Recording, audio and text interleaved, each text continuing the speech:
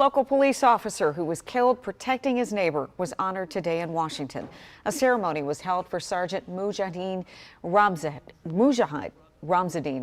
at the police memorial in Northwest. The Prince George's County officer was killed last year during a domestic situation when he stepped in to protect a neighbor from her estranged husband. His name was among those added to the National Law Enforcement Officers Memorial. Sergeant Ramzadeen was honored by Prince George's County Police Chief Hank Stawinski.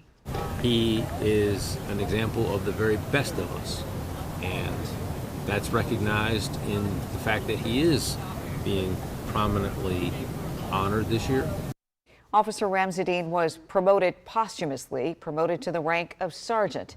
His name is among the 371 that were added to the National Law Enforcement Officers Memorial. No.